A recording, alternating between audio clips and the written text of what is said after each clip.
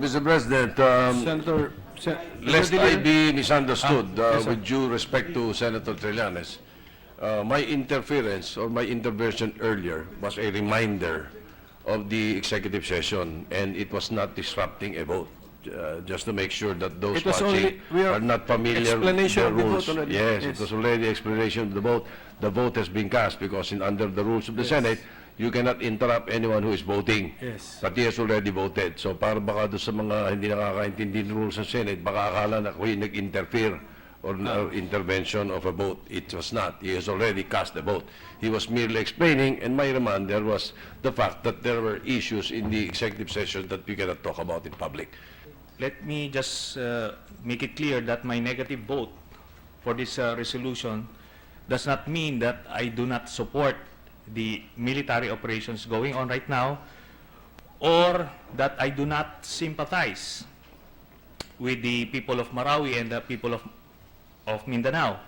I believe all of us here are supportive, and we salute the efforts of the AFP.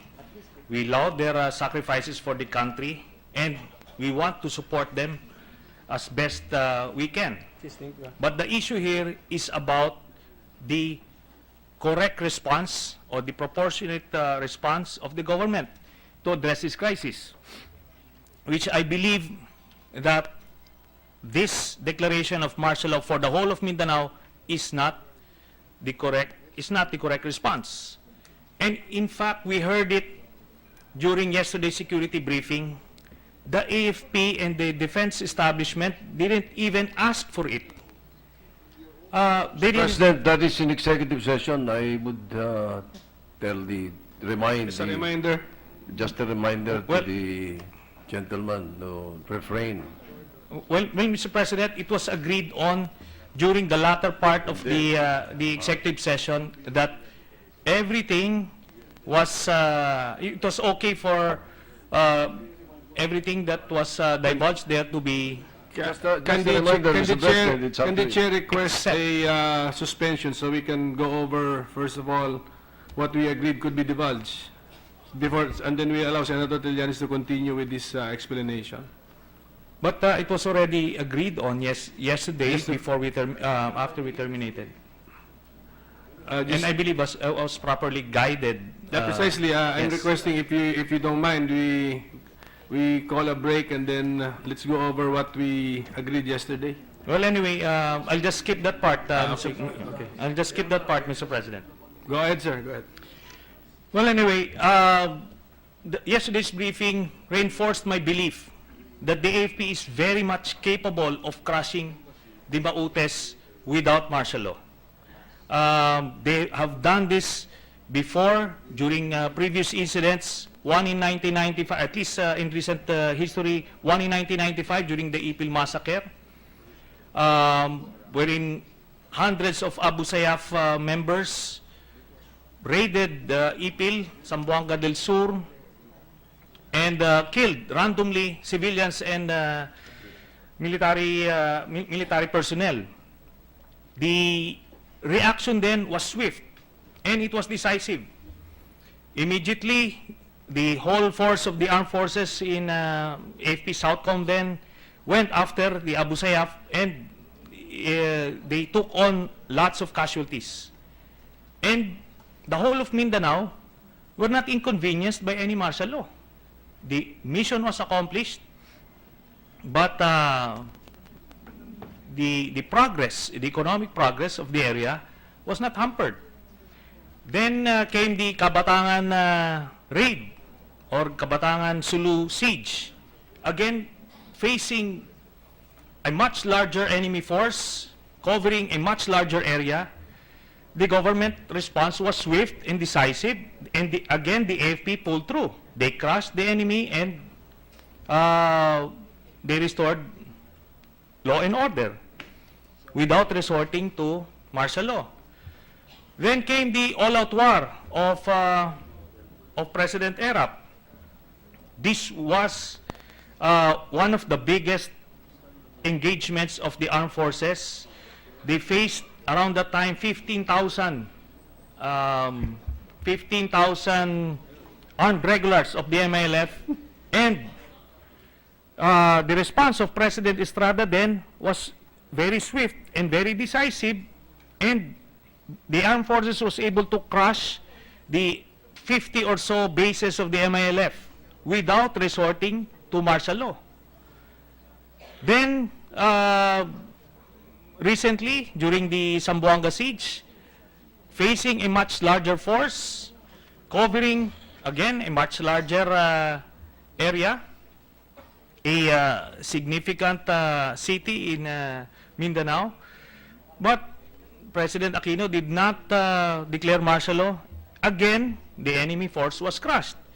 Now, some would rationalize that that's why these things keep on happening, because they didn't declare martial law. But let me remember someone who did.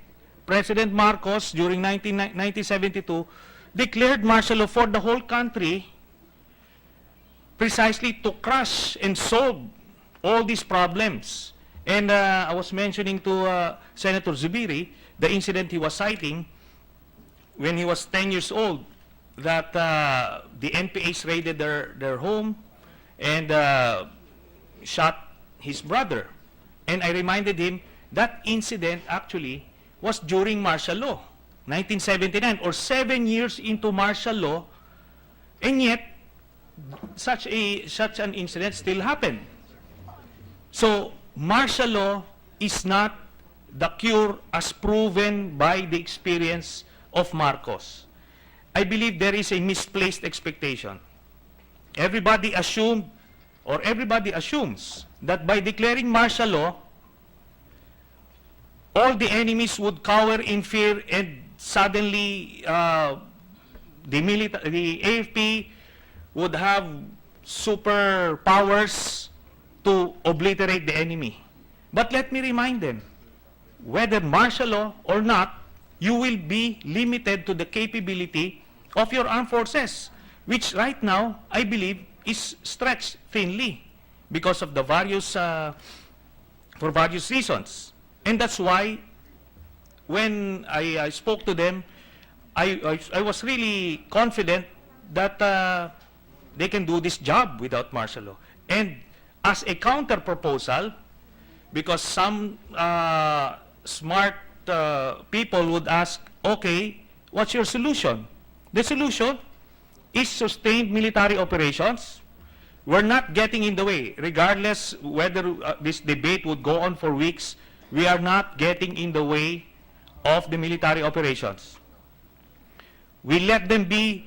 The AFP is a professional armed forces. They are led by generals who have been schooled in the art of ground warfare. So I am confident that they know their job. But they need help.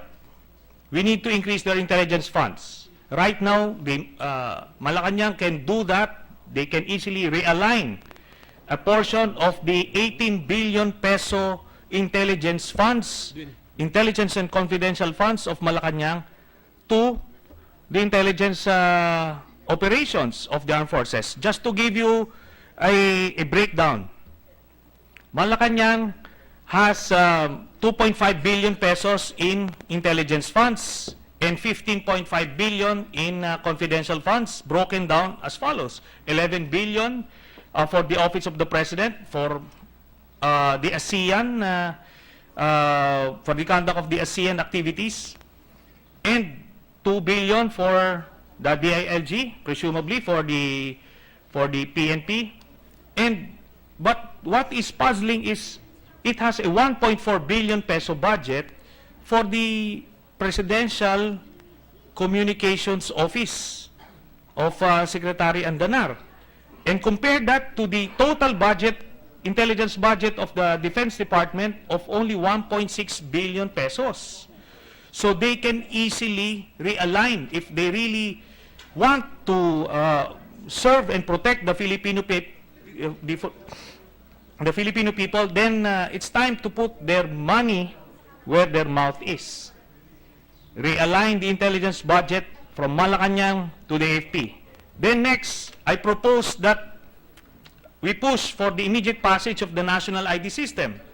Because right now, out of the millions going through the checkpoints in Mindanao, whether in Davao City or Zamboanga City, not a single Maute has been apprehended out of these checkpoints. Why? Because they can easily fabricate these IDs and there is no database that has a biometric reference for these people, for everyone, for that matter.